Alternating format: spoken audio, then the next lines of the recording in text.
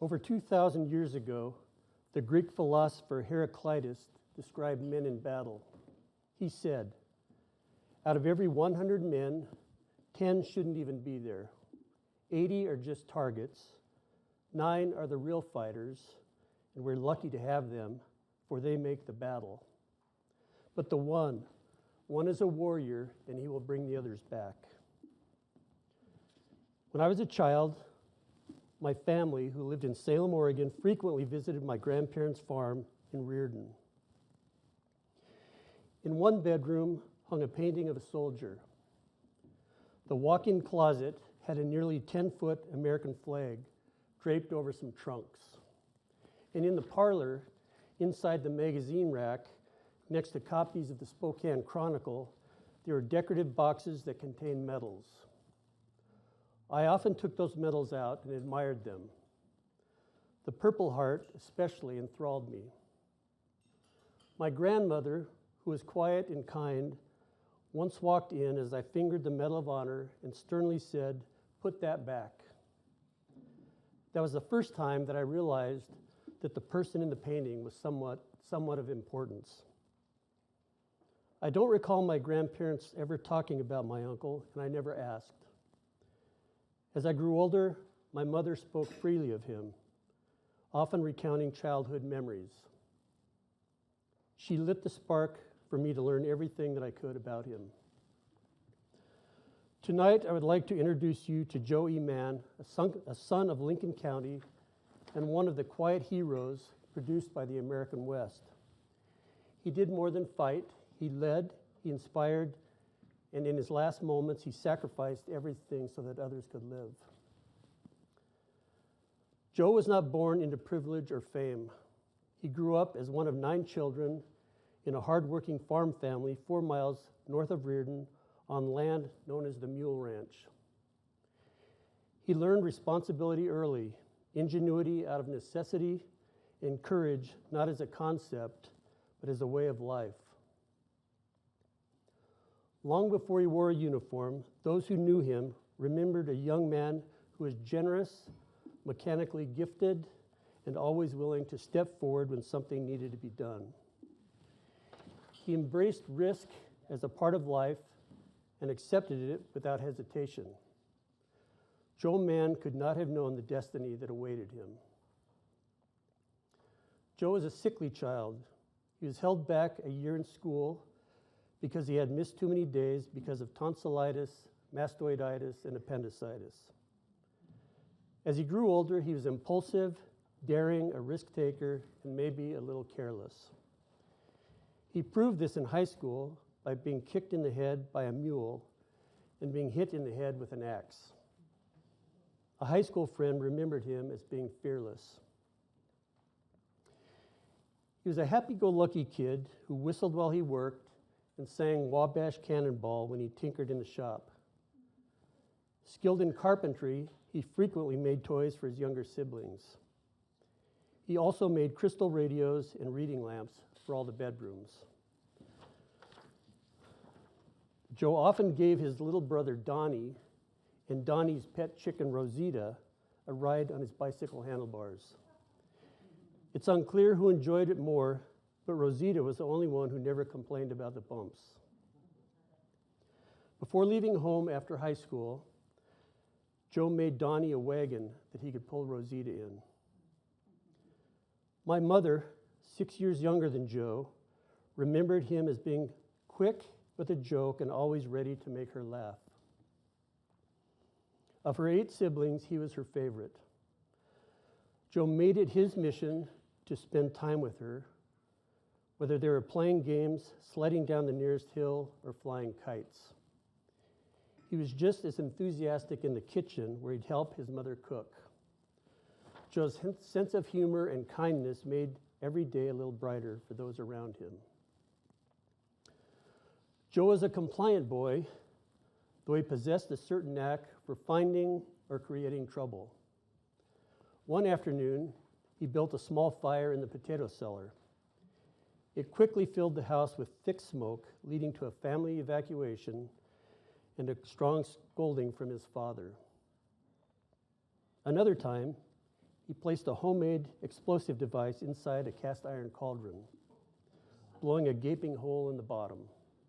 Today, that cauldron serves as a planter in our flower bed with a perfectly formed drainage hole.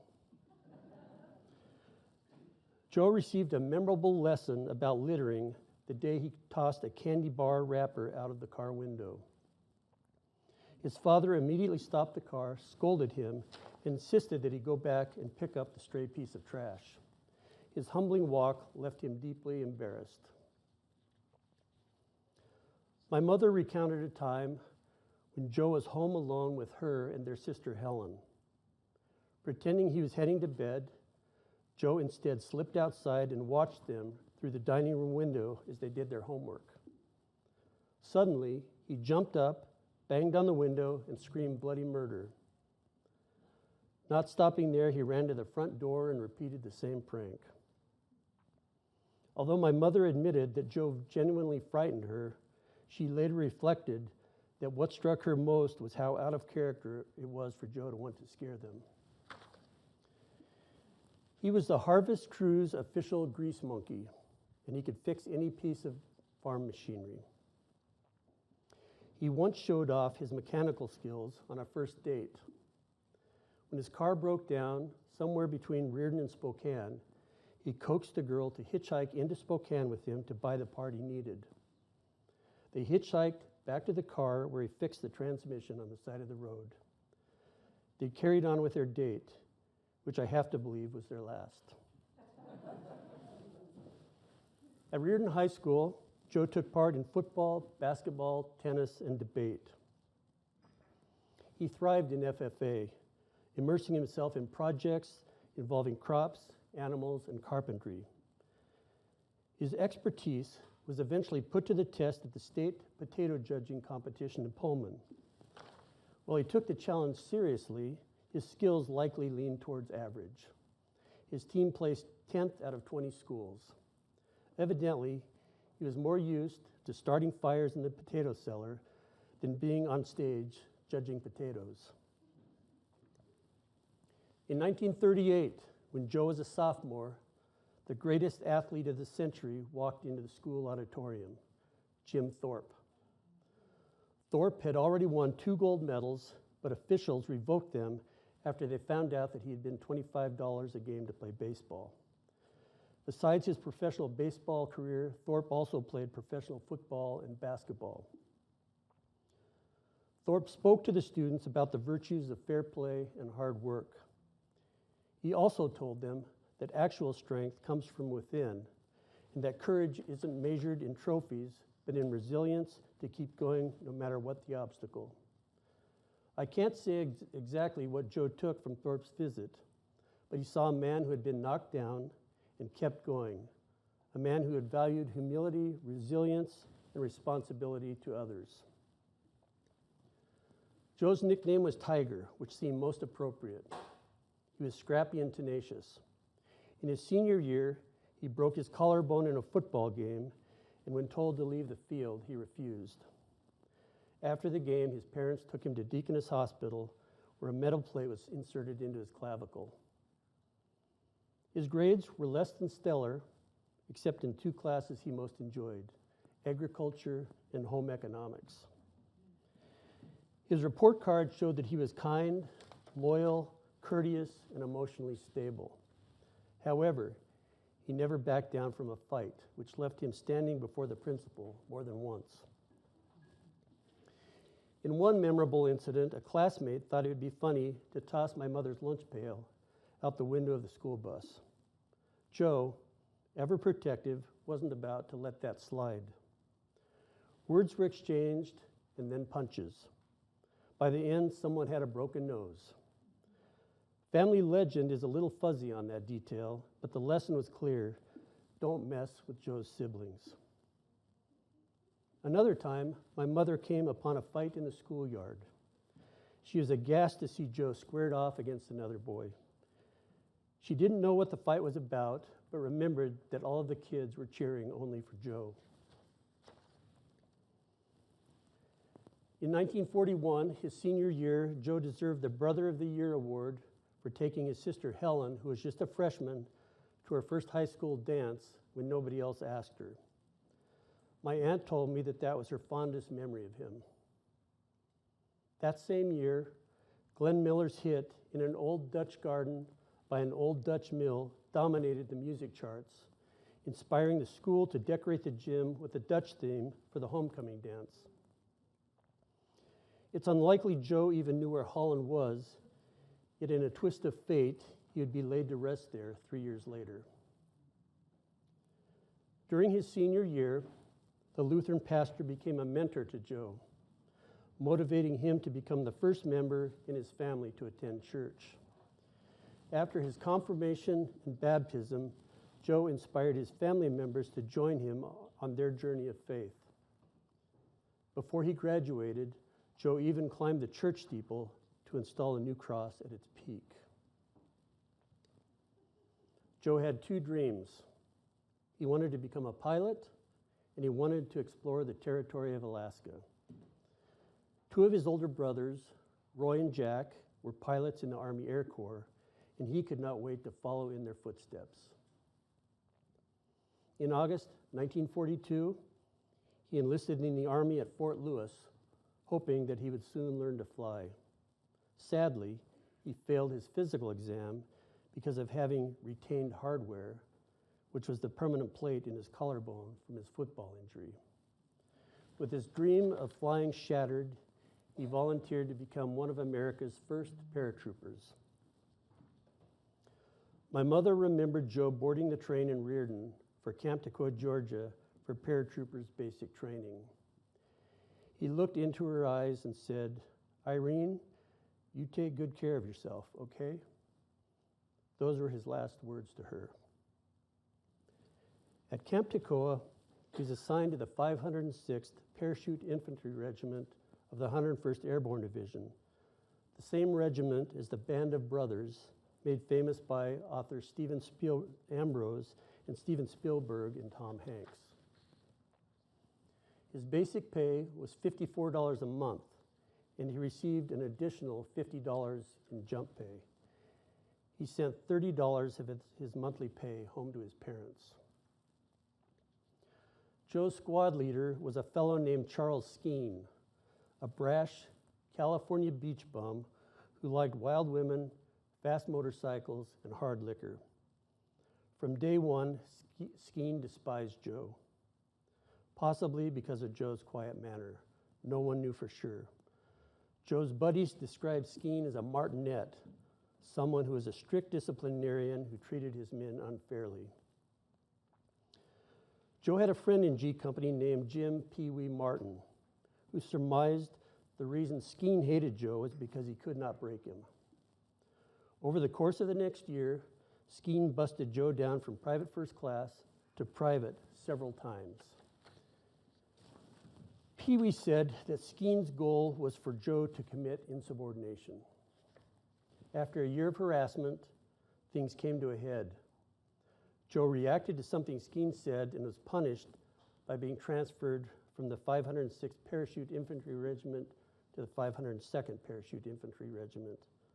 On his last day with the 506th, Joe and Pee Wee sat on a dumpster at Fort Bragg to commiserate over the unfairness of the transfer.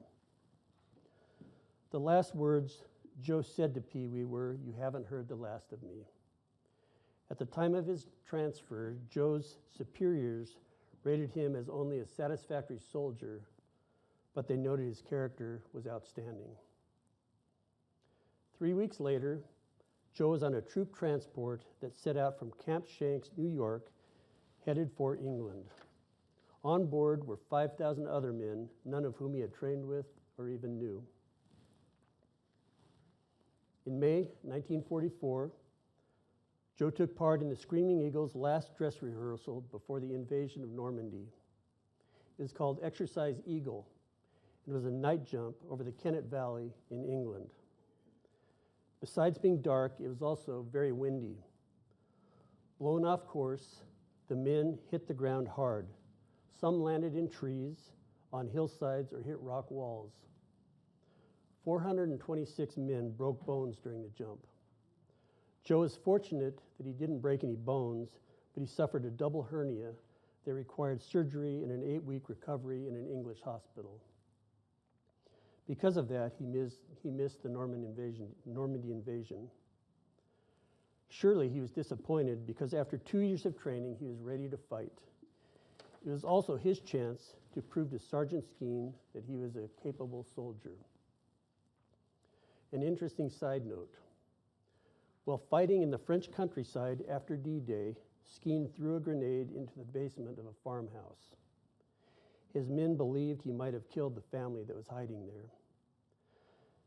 Skeen's men found him, just as Joe had, to be antagonistic and a poor leader. He was eventually demoted to an administrative position in the Army. After the war, some of his men admitted they would have killed him if they had thought they could have gotten away with it. Finally, on September 17, 1944, Joe, with still no combat experience, had the chance to prove his mettle. He boarded a C-47 Skytrain airplane in England, bound for Holland and Operation Market Garden. This ambitious plan, devised by British Field Marshal Bernard Montgomery, aimed to liberate Holland from German occupation and shorten the war. The market phase involved Allied paratroopers dropping behind enemy lines to seize bridges over Dutch rivers and canals. The garden phase was a ground attack by the British Army's 30 Corps, advancing north along Hell's Highway into Germany's industrial heartland. On a hot Sunday afternoon, Joe and 8,000 other soldiers from the 101st Airborne Division fell from the sky, landing on a freshly plowed farmer's field in southern Holland near the town of Best. The Dutch people, watching from below, described the paratroopers as looking like angels falling from the sky. Joe was part of H Company, a unit of 200 men whose aim was to seize the bridge over the Wilhelmina Canal near Best.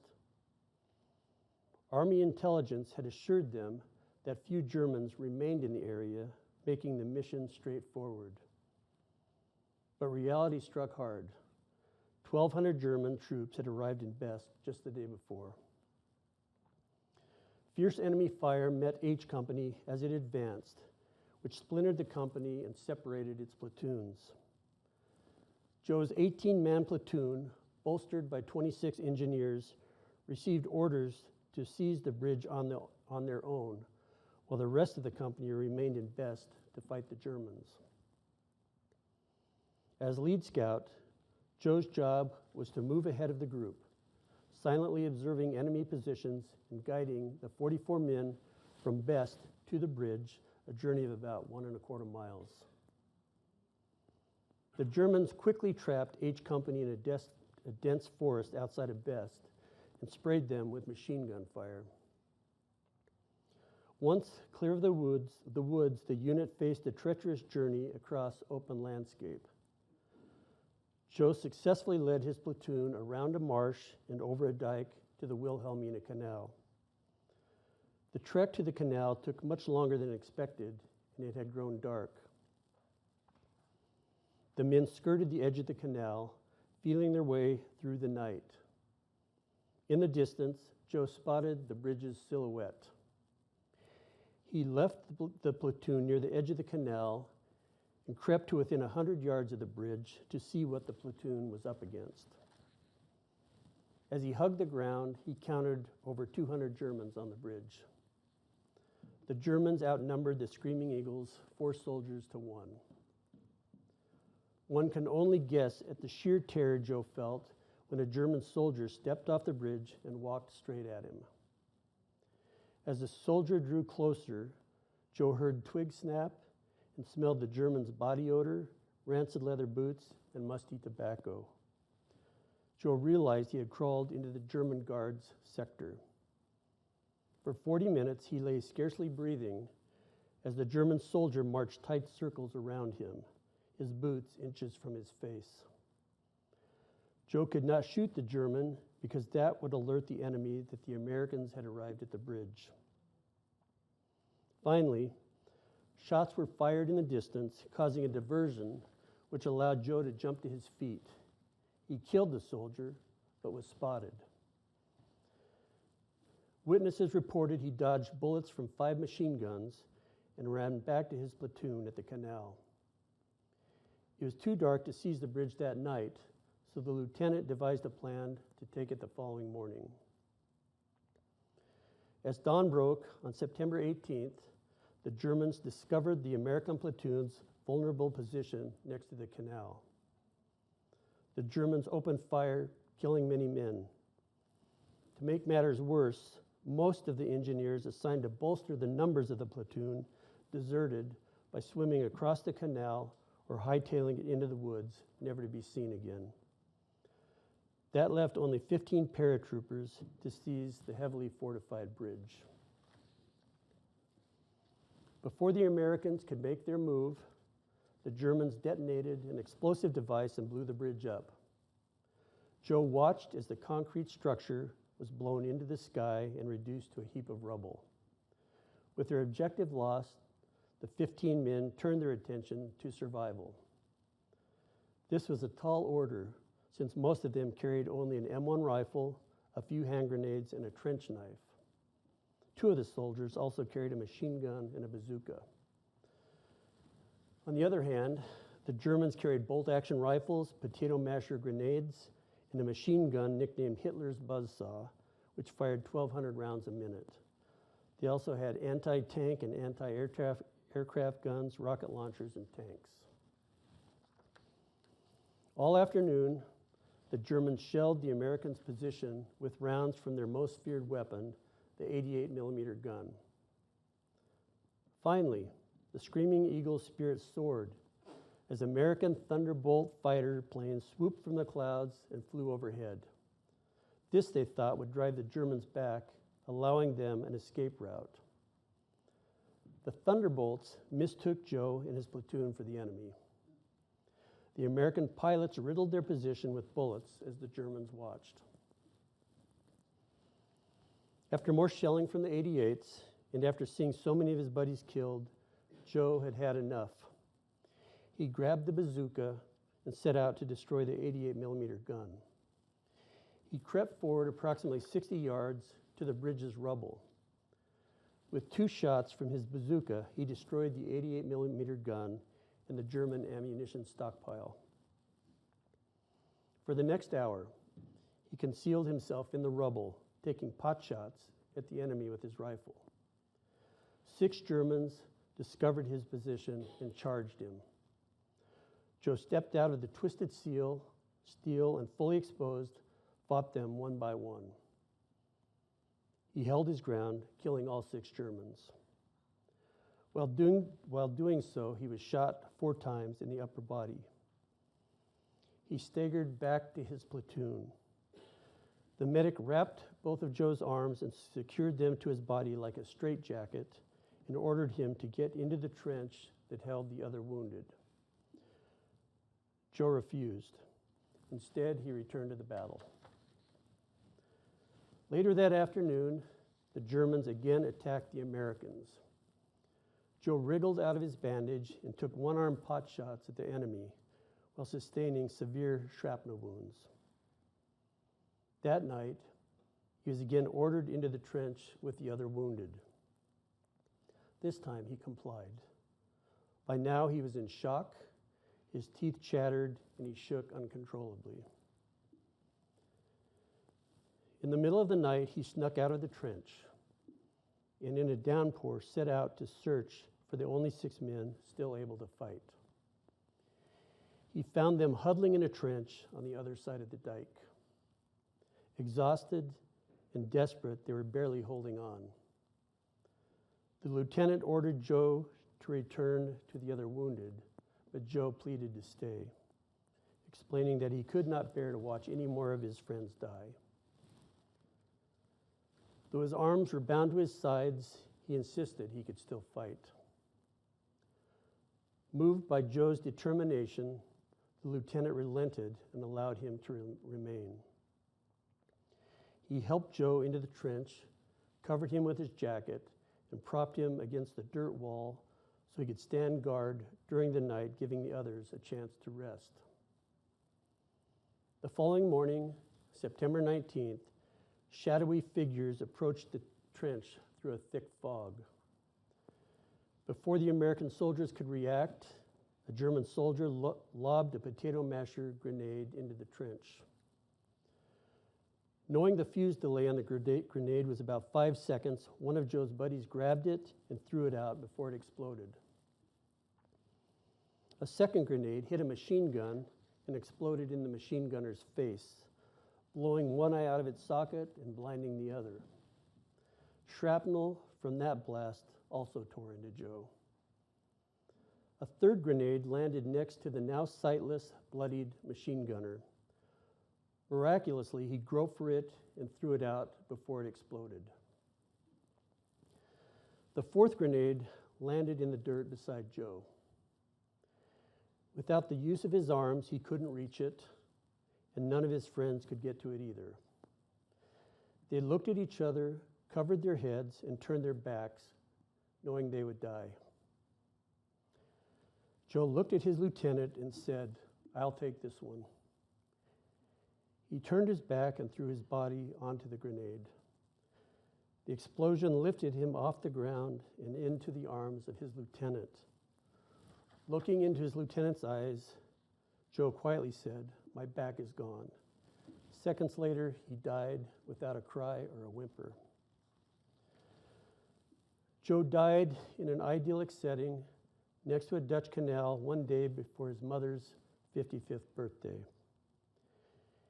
His body was wrapped in a parachute and buried on a Dutch farm that was converted into a military cemetery. After he was killed, his buddies lost their will to fight. One of them asked the lieutenant, "Is it time?" The lieutenant nodded, and the soldier raised a white flag. As the Germans approached, one man, whose life Joe had saved, draped his body over a dead comrade. For 10 hours, he lay next to a German soldier who had set up a machine gun. As the other soldiers marched off as prisoners, another one lagged behind and fell into a foxhole. He pulled a branch over himself and hid there for 10 hours. As Allied tanks approached, the Germans panicked. The two Americans who were hiding found discarded rifles and returned to the battle. The others who were captured overtook their German guards, took their weapons, and held them at gunpoint. For his heroism on September 18th and 19th, 1944, Joe was awarded 5 Purple Hearts, the Bronze Star, and the Medal of Honor, the United States' highest military award for valor. Joe was the Screaming Eagle's only Medal of Honor recipient in Operation Market Garden and one of 2 in World War II. Nearly 16.5 million people served in our military in World War II. Of those, 473 were awarded the Medal of Honor. That would be 0.003%. Said another way, 99.997% did not. Statistically, a serviceman in World War II is more likely to be struck by lightning at some point in his life than to receive the Medal of Honor. If not for Joe's friend, Private James Hoyle, he would not have received the Medal of Honor. Days after the battle, Army historian S.L.A. Marshall met with the 6 survivors in a Dutch cattle barn. During the battle at Best, Joe's company, labeled the Lost Patrol, was thought to have been wiped out. Marshall interviewed them to find out how they had survived. The men were tight-lipped. They hemmed and hawed and offered contradictory stories. After being given the runaround, Marshall said, "I've heard enough. You're not telling me the truth. Someone needs to tell me what happened." Finally, Hoyle spoke up. He pointed to the lieutenant and said, "The lieutenant is ashamed that we got captured. We made a pact to keep that a secret, but I can't keep silent any longer. It's not fair to our buddy Joe Mann. I have to tell you what he did." From that point on, the men spoke freely gave statements and signed sworn affidavits about Joe's heroism. After hearing this, Marshall put Joe in for the Medal of Honor. The 6 survivors of the battle at Best said that Joe was their inspiration and that he was the bravest man they had ever known. 3 weeks after Joe's death, Reverend Wagner from the Lutheran Church arrived at my grandparents' house with a telegram from the Army. Only my mother and my grandmother were home. Seeing Reverend Wagner in tears, my grandmother immediately feared that her son Roy, a pilot, had been killed. The last thing that she had heard from Joe was that he was in an English hospital recovering from his hernia surgery. When the news was delivered, my mother ran out of the house crying. Before her death in 2016, she told me that not comforting her mother in that moment was one of her greatest regrets. As the news of Joe's death spread around town, people gathered in the rain in front of the grain store to mourn. 5 weeks after his death, his community gathered in the packed Lutheran church for Joe's memorial service. In September 1945, 1 year after his death, Colonel Alva McKee presented my grandfather Joe's Medal of Honor in a ceremony at Baxter General Hospital in Spokane. 5 years after his death, Joe's body was returned to Spokane and reinterred at Greenwood Cemetery.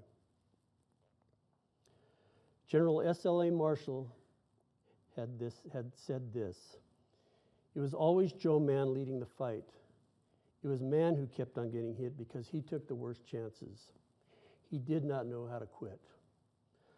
Such valor is not born by accident. It comes from a tremendous caring for others and is the result of the land and the love which made him possible." It is true that my uncle performed heroically, but so did his buddies.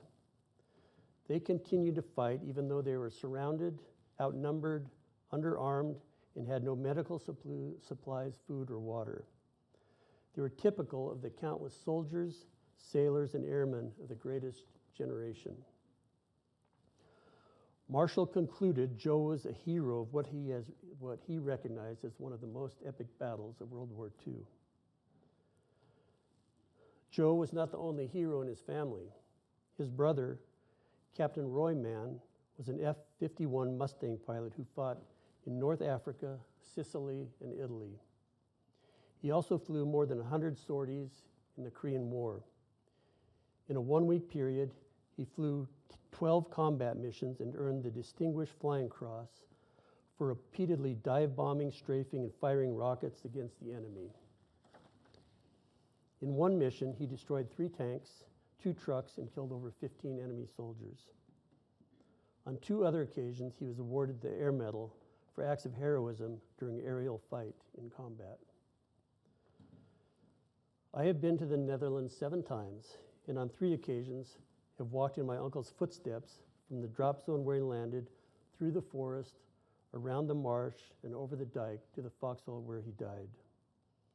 Each September 19th, the Dutch gather at the Joe Mann Monument to hear the reading of his Medal of Honor citation. After I retired as a federal agent, I authored a book about my uncle titled A Greater Destiny. I wrote it because the only thing the Dutch knew of the man they revered was what his Medal of Honor citation read. I wanted the people in Holland and those in Rearden who did not know his story to learn who he was, how he grew up, and the depth of his love that may have motivated him to perform this act of self-sacrifice. The book has a sad ending because death is always sad, but it is far from being a sad story. Rather, it is an inspirational story of love. The Bible in John 15:13 says, "Greater love has no man than this, that he laid down his life for his friends." Since my book came out, Rearden High School has changed its mascot to the Screaming Eagles, and Rearden Heroes, a nonprofit organization, is building a $2 million Joe Mann Memorial that will honor Joe and area veterans. For nearly 80 years, Joe's name faded into anonymity. Those in his hometown didn't even know who he was. Rayanna Victor wrote a book titled Lasting Legacy, the Joe E. Mann Story. Her book proved prophetic. Today, his legacy is not only remembered, it is stronger than ever. His life will continue to inspire future generations because his destiny proved greater than anyone could have imagined. In closing, I'd like to thank all of you who served in our country's military. Thank you for your sacrifice, including putting your lives at risk, accepting a life of discipline and duty, and defending the freedoms and security of our nation. I also want to thank Dwayne Broyles and the Fairmont Memorial Association, Sue Walker and Rayanna Victor, and the Spokane Police Department History Book Committee, the Spokane Law Enforcement Museum, and the Daughters of the American Revolution for all that they have done to honor Joe through their various projects, including placing the monument on his grave at Greenwood Cemetery, renaming the VA hospital the Mann Grant Staff VA Medical Center, and designing his home and designating his home as a historic site. Finally, thanks to the Westerners for all that you do to preserve our history. And thank you for allowing me to speak about my uncle tonight.